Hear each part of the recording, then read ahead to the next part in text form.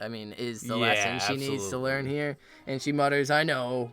And he says, "Well, here's something you don't know. I once open-mouth kissed a horse."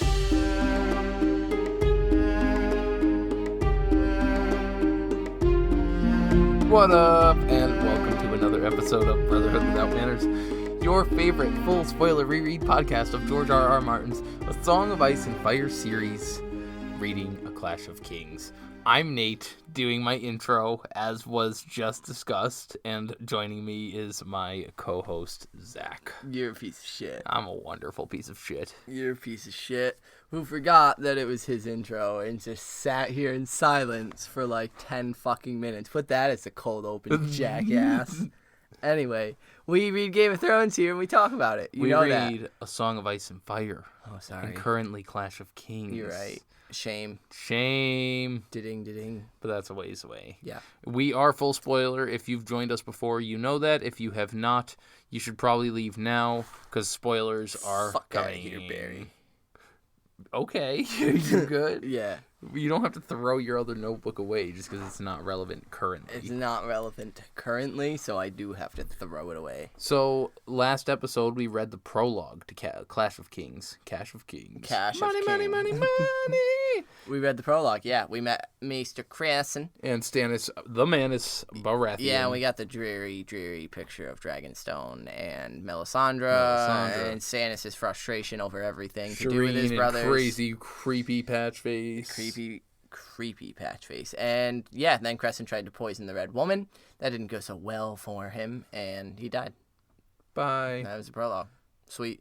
So now we actually, excuse me, get into the Clash of Kings proper. Yeah, our first point of view chapter, which is another Stark child, which is a pattern continuing from book 1, because Bran was our first point of view. Now we get Arya, and so skipping Rickon, because he doesn't have one, we're going kind of youngest to oldest, I believe. So far, yeah.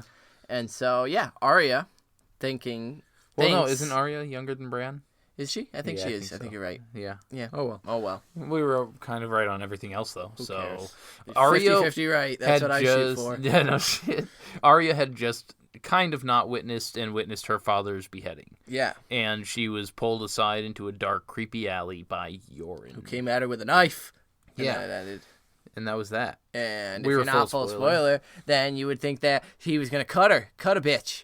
But he didn't. He cut her hair and made her look more like a boy so he could smuggle her out of the city. And that's when we pick up with Arya, and she's thinking that back in Winterfell, Arya Horseface, as she was called, was bad enough. But that was before the orphan boy named her Lumpy Head.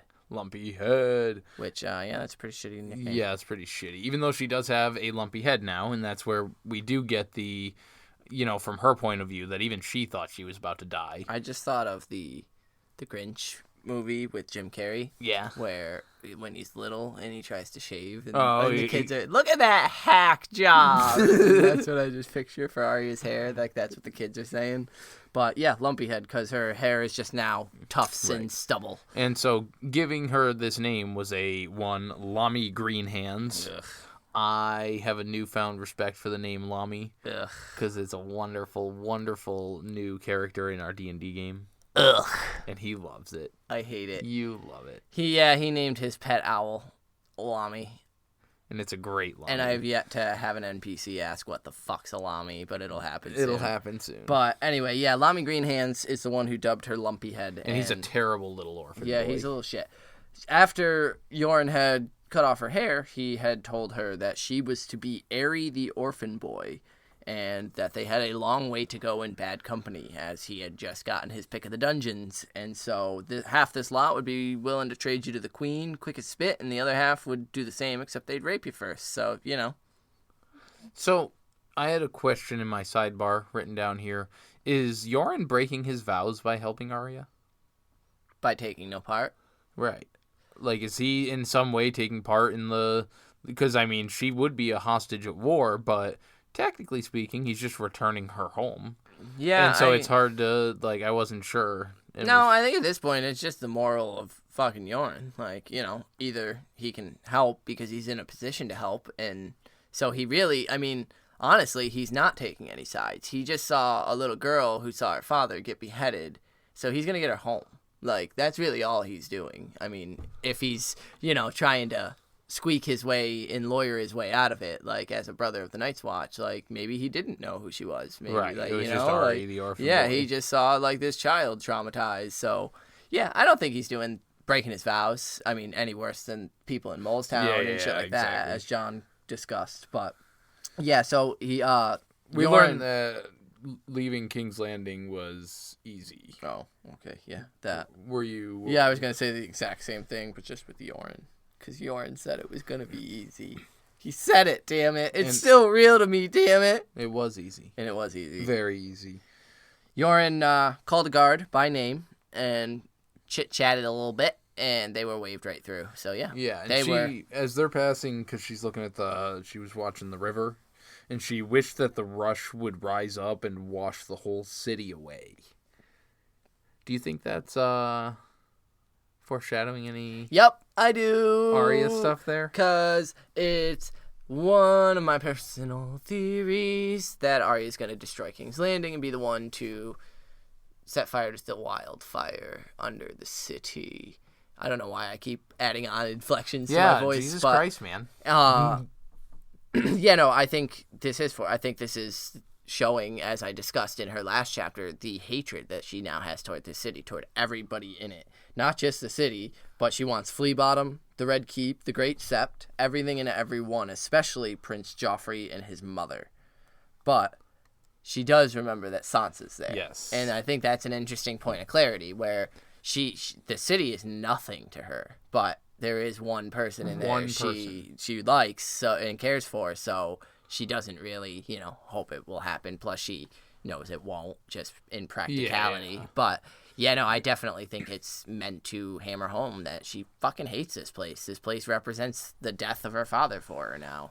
And, yeah, I loved it. Because she's going to blow it up. Yeah. So then she goes on to say that Yoren was wrong about pissing being the hardest part. Because the hardest part was dealing with these motherfuckers, Lamy and Hot Pie. Fucking Hot Pie. Hot Jesus Pie. Christ. Yeah, orphan boys. And we learned that, Yoren took a whole bunch of motherfuckers from the King's Landing, and he also took men from the dungeons, thievers, poachers, rapers, and the like. But the worst were the 3 found in the black cells, and he had kept them chained and fettered in the back of the wagon. One had no nose, only a hole. The fat, gross, bald one had pointed teeth and weeping sores on his cheeks and eyes like nothing human. That's it. We get no mention of the third individual in the cot. Yeah. Why is that? Who knows? That's weird. To build tension. We know that the fat, gross, bald one with pointed teeth is Biter. The weeping sores, and he becomes quite important here because he's a douchebag that goes roaming around. Eventually, full spoiler, takes a chunk out of Brienne's cheek. Yeah, man, that's a hardcore moment. That's a hardcore Dude, it's brutal. Fucking scene. And we met that psycho here. The one with no nose and only a hole, is that Rorge, or Rourke, whatever the hell his name is. I'm gonna call him Rorge. I think so, but that I'm a little iffy on. And then just the fact that there's absolutely no mention of the third man in the wagon, who we know to be Shakanaga. So it's super interesting. And so they had taken 5 other wagons, I think it was saying, Yeah. From King's Landing, loaded with supplies for the trip, and there were also 2 horses and a bunch of donkeys. I don't know. I don't like donkeys much. Ass. Yeah, you are. But Arya doesn't like riding the donkey. She prefers a horse, but she's dealing with it because that's what people do, is they deal. The men paid her no mind, but the boys did, as she appeared to be the weakest and the youngest and the smallest of all of them. And so one morning, Lamy had come up asking after her sword, and saying that she must have stole it because she looks filthy and gross and shabby, and she tells them that it's castle forged steel and to shut their mouths. And because they were commenting about how it's probably not real fucking steel anyway. And so they start laughing and everything, and Hot Pie, they're firing each other up as boys tend to do, and Hot Pie decides he wants to steal it from Arry, as Arry probably stole it from someone else. And Lamy told him to try. And so he rides up and starts talking to her a little bit. And then, because he tries to get her to, tells her to give it to him. Yeah, give me that sword. You don't know how to use it. And she says, yes, I do. Well, it says, yes, I do, Arya could have said. I killed a boy, a fat boy like you. Stabbed him in the belly and he died. And I'll kill you too if you don't leave me alone. Yeah.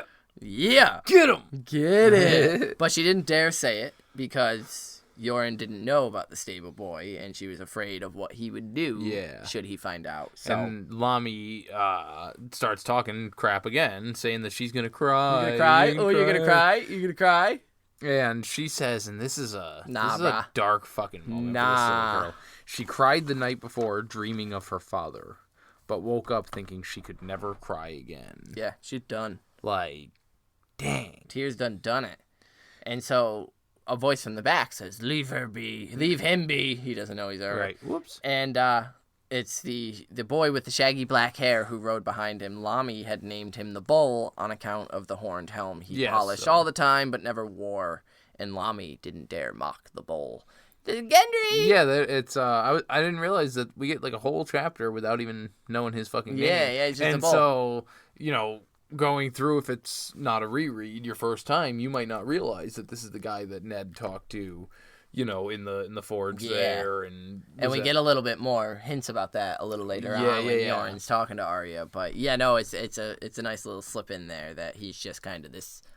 It's almost silent, shadowy defender for Arya here, and then later on we learn that he's basically almost like, I don't know, he's got a connection with your father. Like your father really like seemed to take to him, and he seems like a good kid. Because he even told them to send him his way and all that. But yeah, so Lami then tells Arya she better give him the sword because Hot Pie kicked a boy to death, and Hot Pie goes in for like what I imagine is like 5 minutes about how he just kicked this guy in the balls. Dude, I love it. I knocked him down and I kicked him in the balls and I kept kicking him until he died.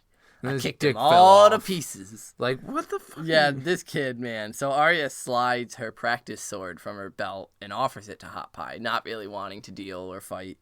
And so he rides over and reaches for Needle's hilt. And it says, Arya made the wooden sword whistle as she laid it across his donkey's hindquarters. The animal bucked, throwing Hot Pie off, and Arya vaulted from her own donkey and poked him in the gut as he tried to rise. She whacked him across the face. His nose made a crack like a branch breaking. Ow, I kicked the table twice. That's it. I think that's the first time for... No, I think I kicked it. Did I not kick it in the prologue? I don't think you announced it in the prologue, so it's your first time. Shit. Well, first time. Yeah, season 2. What up, bitch? Yeah, so Arya just fucking broke Hot Pie's nose. Hell yeah, yo. Yeah. She was just... I love that she whaps the donkey on the ass to buck him off, and then just drops all fucking badass down, and then... Yeah, pins him back down in the gut, and then just comes across, And then turns on Lami immediately, asking if he wants some... You want some sword, too? He didn't. He did not want some, and Gendry yells out, because Hot Pie's up on his feet, throwing a fucking rock at her. And she ducked, it goes flying past, and then she flew at him. He raised a hand, and she hit it, and then she hit his cheek, and then his knee, and he grabbed for her, and she danced aside, and bounced the wood off the back of his head. He fell down, got up, stumbled after her, and his face was smeared with blood and dirt. And Arya slid into a water dancer's stance and waited, and when he came close, she lunged right between his legs. If her wooden sword had a point, it would have come out between his butt cheeks. Yo, she drilled him in the dick. She wrecked this fucking kid, man. She kicked the shit out of him. I love that she slid into a water dancer's stance. Like, just Yoren's teachings, man. She comes... How about Cereal Pharrell's? Damn it. Wow. Damn it. I was reading the next line, which is by the time Yoren pulled her off. I was going to say, maybe next time we won't take such a long break in between seasons. Yeah, jeez. Cereal Pharrell's lessons come right back to her. And yeah, by the time Yoren pulled her off of him, Hot Pie was sprawled on the ground, his breeches brown and smelly, crying as Arya whacked him over and over. Just covered in shit and blood. She fucked him up. Fuck you, Hot Pie. And so Yoren yells out enough and says, "You want to kill the boy?" And he prized the sticks from her fingers, and he spun on the other boys and said, "Any more of this? I'll tie the lot of you behind the wagon and drag you to the wall, and that goes twice for you, Arry." And he tells Arya to come with him now. And so Arya notes, similar to like Jon, that they're all looking at her. Everyone's watching her, including the one with the teeth, the pointed teeth. The three in the wagon, she says. Yeah, but she ignores them He hissed all. at her, though. Yes. And he dragged her well off the road, way out into the woods. Creepy. Yeah, a little bit. Muttering all the once again, while. like it's the same type of feeling like when he grabbed her and pulled her into the alley. Yeah, like, he's just making sure they're far enough away where he tells her to drop her pants and clutch a tree. Yeah. And again, like that sounds absolutely terrible, but he gets a stick and just fucking wails her. And he tells her, you scream now, you scream loud, because he wants to make a show of it, that he's disciplining her just as he would discipline any orphan boy, being fully aware that this is the Lord's daughter he's doing this to, which is why she only gets 3 instead of probably like 6 or 8, 5 or whatever number. And so Arya thinks that she won't scream, but when Yoren put the wood to the back of her legs and her bare thighs, the shriek burst from her unbidden. 3 strikes she got, but she was determined not to cry. I am Stark of Winterfell. Our sigil is the dire wolf. Dire wolves don't cry. Dire wolves don't cry. They just howl. They howl. Oh. Yeah, they can moan out in pain. They're puppies. Well, but. And she starts to feel a slight trickle of blood. Her legs are ablaze with pain. And he says, the next time you take the stick to one of your brothers, you'll get twice what you give. Now cover yourself. Yeah, and I think is it there that she thinks that they're not my brothers. Which is just as sullen as fucking Jon. And I was going to say, didn't he say the exact same thing? And so, once again, these two always draw those similarities. Well, that's, like, this is it. Like, this is as close as Arya would ever get to joining the Wall. Yeah, So, like, the fact that she's kind of mirroring her first Mm-hmm. thoughts and feelings with her new brothers, if she was going all the way to the Wall. Right. Is similar to Jon, where Jon looked at him and was like, this is what we serve with, like, these guys are fucking rapers and shitty people, and that's what Arya is doing now, being like, this is what's on the wall, is these fucking this lot. Exactly. Yeah, so she he asked her if she's hurting, and she says yeah a little bit, but then thinks she tells herself it's calm as still water, man. The way Syrio taught her is what it said. And she calms herself with that. Like, she is hurt. It's like, and for her, someone her age, she should be shrieking and she just replies with some. Yeah, he says, the pie boy's hurting worse. It wasn't him that killed your father, girl, nor that Lami neither. Hitting them won't bring him back. Which, I mean, is the lesson she needs to learn here. And she mutters, I know. And he says, well, here's something you don't know. I once open-mouth kissed a horse. Austin Powers line, sorry. It wasn't supposed to happen like that. Yeah. And we get the first kind of insight onto that. If it wasn't, if it was your first time, you might not pick up on Cersei and them did not want this to happen. That was Joffrey being fucking crazy. Yep, we were all set to leave. The wagons bought and loaded, and a man comes over with a boy for me, a purse of coin, and a message. Never mind who from. Lord Eddard's to take the black, he tells me. Wait, he'll be going with you. And he asks, why do you think I was there in the first place? And like Bran, why do you think I came all this way? All right. And then he says, only something went queer. And Arya says, Joffrey. Yeah. And she goes on, yeah, but like just that is the interesting, like, so who brought Gendry with the coin? Who brought him with the coin? Yeah, because he said that he came with the boy for him, a purse of coin, and a message sending Ned to the Wall. Oh, well, so, I would imagine it was probably something to do with Littlefinger. Why Littlefinger? Well, because he might be the one sending the message for Ned, but that he sent the message, and then what's the armor smith there? Not. Isn't it not? Something not? N-O-T-T? I don't think so. Oh. But whatever his name is that Gendry was working for might have sent him along with the coin. But that's just, I don't know, it seems odd to me. I mean, I guess, it would probably be the blacksmith, but why would he be delivering the message that Lord Eddard's taking the black? Well, because that's what Cersei and Littlefinger, that's what their plan was for him to go up to take the black. Yeah, but why would they be sending the blacksmith to deliver the message to the guy from the Night's Watch? Watch? I just figured it was a courier that was bringing the message and happened to have the boy with him? Why would a courier have the boy as well? Why would a courier sent from the Queen have a message for Yoren saying Ned starts taking the black, and also have Gendry, Robert Baratheon's bastard, getting him out of the city? That doesn't make any fucking sense. I'm reading this now. Yeah, like... I was set to leave, wagons bought and loaded, and a man comes with a boy for me, and a purse of coin, and a message. Toho Ma is Nah. the blacksmith. Huh. So who is this Varys? Probably then. Is it? I can only think Varys. Well, because Littlefinger knows about because didn't Littlefinger take him to the weaponsmith? Littlefinger pointed it out, but Littlefinger's not going to lift a fucking finger to get...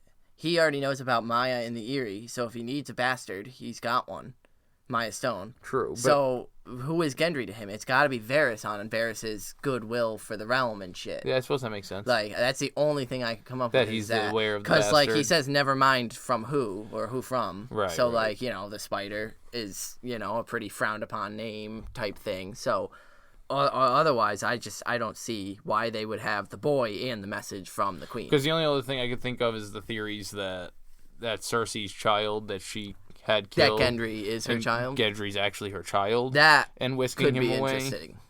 And so because maybe Joffrey's expressed interest at killing the bastards right, at this right. point. And so she knows that's that really interesting. If it is from Cersei herself. If it's Cersei, then maybe that would be the motivation behind that's it. actually really interesting. Actually, I like that. Cool. Yeah. So Arya, in saying when Yoren says only something went queer, and she says Joffrey, she says someone should kill him. Yoren tells her someone will, but it won't be me, nor you neither.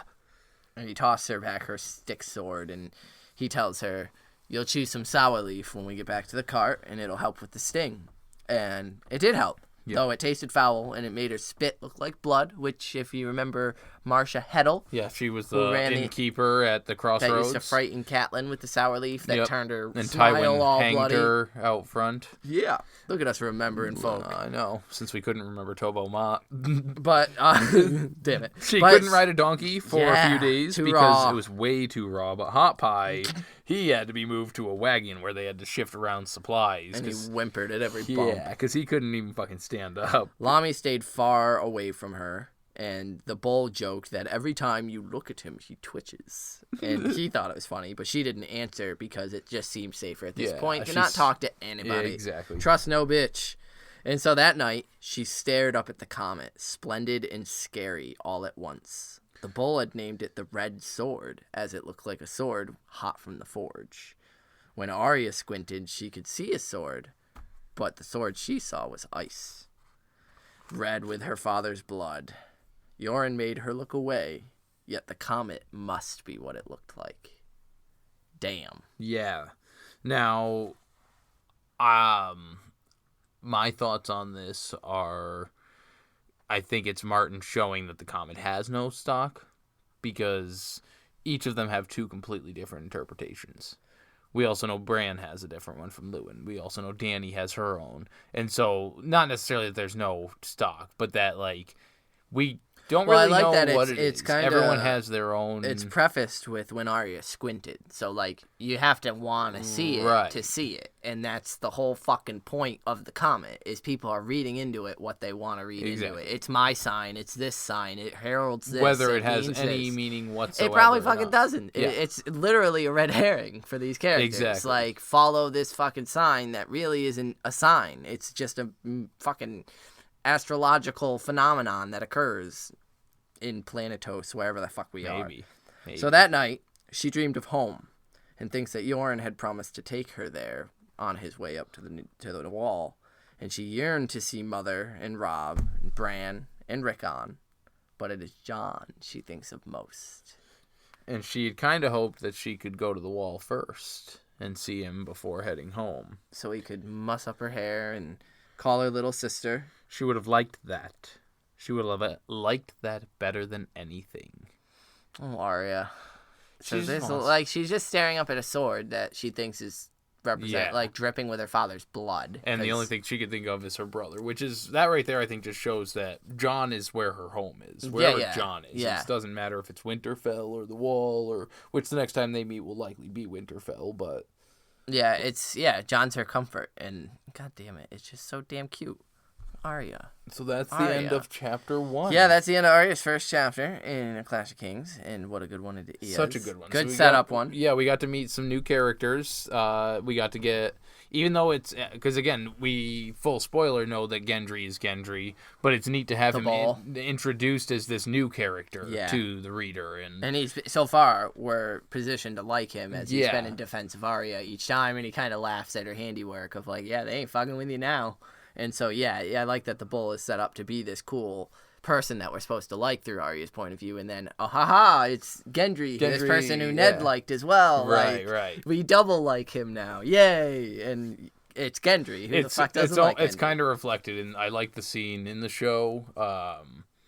It's got to be probably season 7, is it, when Gendry meets Jon? Yeah. And it's that moment in the cave when Davos is like, now, I told him you're this other guy, and he walks up, he's like, hi, I'm Gendry Baratheon, I'm Robert Baratheon's bastard son, and Jon's like, oh. Our dads were friends, why shouldn't we be? And yeah, so I like Gendry. And then, we also got Lami and Hot Pie, the two little shits. Yeah, so fuck Lami. Hot Pie, he redeems himself a bit. Biter, Rorge, and Jaqen H'ghar.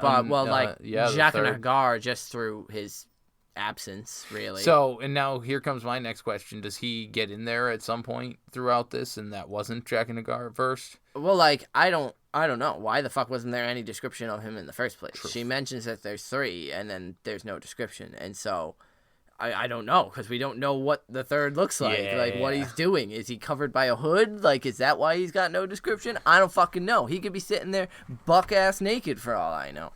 I don't know. So I don't know. I feel like that would have gotten a description. For some reason, one of them was completely naked. Anyway, you got an inductee. I didn't, and now I'm on the fly, and I'm giving it to Gendry, because I like Gendry, and yay, Gendry. Because he gave her a shout-out. She was about to get hit in the head with a rock, and while she was handling business, obviously, she might have taken a rock to the head if he didn't call out to her to watch out. And he's just a likable guy so far. So, Gendry. Word. Yeah. I mean, the bull. The bull. Yeah. The bull. So, you got one? Yeah, mine's going to Yorn, just because he's, he's just, it reminds me of, like, an uncle on the road with, you don't want to discipline him too far, but you got to keep him in line, especially amongst this group. And so, I think Yorn's just doing his best, man. He's just trying to help this little girl get home, but it is amidst rapers and thieves and poachers and scary people, and so he's got to make it seem like he's disciplining her. And I appreciate where Yorn's at. Hell yeah. It's a rough spot to be in. I'm a big fan of Yorn. So before we get to our write-ins, inductees for this chapter, we also had one from last chapter that is been sent in at this point. And so this one comes from Twitter. This is Curran. And for the prologue, I could go with our introduction to Stannis the Manus Baratheon, or the Meister for doing what needed to be done. But the heart wants what it wants, and mine wants Davos Seaworth for being one of my favorite characters and for knowing what is right and what needs to be done by all honoring his king. I can't agree. I think that's who mine was. I think Julian. Julian, yes. Davos is one of my all-time favorite characters in the entire series, so I can't agree more. And you can't not like Davos. Can't agree more. But from there, I'll just jump into Karen also gave us an inductee for Arya 1 of Clash of Kings. Yeah. And she's giving it to Yoren for taking on Arya and all her drama and helping her even when she doesn't want to help herself. Hell yeah. So she agrees with you on this one. Yeah. So thank you so much for getting that in. Keep sending them in. We will keep reading them Hell out. Yeah. We love hearing from you. We also got an inductee from across the pond in France. Julian! How's the weather over there, bud? From Julian, and Julian says, Arya, short chapter, good chapter. Love how Arya made a fool out of those bullies. Great shit. And my inductee would be Yoren. Hey, look at all fucking the hat trick. Because he knows better than she, and that she should be discreet about it. Boy, repeated 1,000 times, makes me smile every time. Plus, I imagine the sour breath smell and the rotten teeth of the guy. Yikes. Gotta listen to the pieces of advice so he doesn't speak so close to your nose again anytime soon.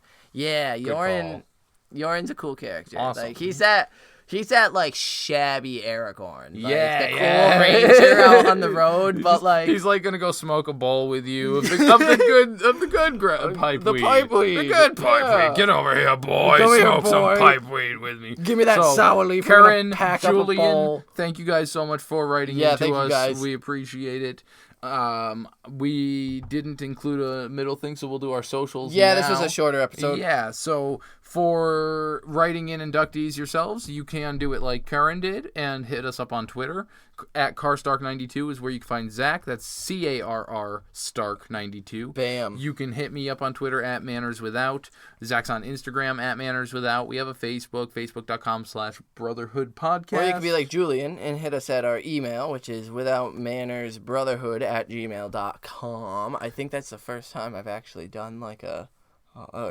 Since like episode early 6, chapters, like yeah. fuck of the whole series. You do the socials just so yeah, good. I guess so. So we also have a Patreon, which we have a Patreon subscriber, Teresa, over there. We are getting our Barris and Selmy episode recorded, edited, and uploaded here soon. Days, actually. By the time this is out, Yeah, it should be out. Barristan should already be out on it's Patreon. You know? So if you'd like to help support us a little bit, jump on Patreon. Yeah, that'd be Spend sweet. a couple dollars. You get some bonus episodes. We're reading the sample chapters of Winds of Winter currently. We have Mercy. Full spoiler. We have Arya, Mercy. We have... Who else do we have up there? Victarion. Theon is up there. And Barris and Selmy is And coming up Barristan's now. next. So we are always going to be putting up content. We're tossing around some new ideas as well, so that way we can get you guys all the extra Actually, we just like awesome. talking at this fucking microphone. So, Basically. like, we're glad people love listening, and please don't stop because we thrive on your write-ins. But, I think we'd just be talking to the ether even if no one listened to us. Probably. So. But if you have something you'd like to hear us discuss, because we have many, many interests besides just Game of Thrones, even though Game of Thrones is a huge one, let us know. Because, we really enjoy podcasting. It's such a fun thing to do, and so we want to do other things where we can be a little more freeform. So hit us up with ideas, or don't, and just wait and see what we come up with, which will hopefully be something cool. Yeah. But anyway, you can catch us on the next one. It's going to be Sansa's first chapter of A Clash of Kings, and we're going to get some of Joffrey's name day. Ew. Yeah, it's pretty awful. So join us for that one, and we'll catch you on the Flip Flop Warehouse. Bella de Harris. Peace.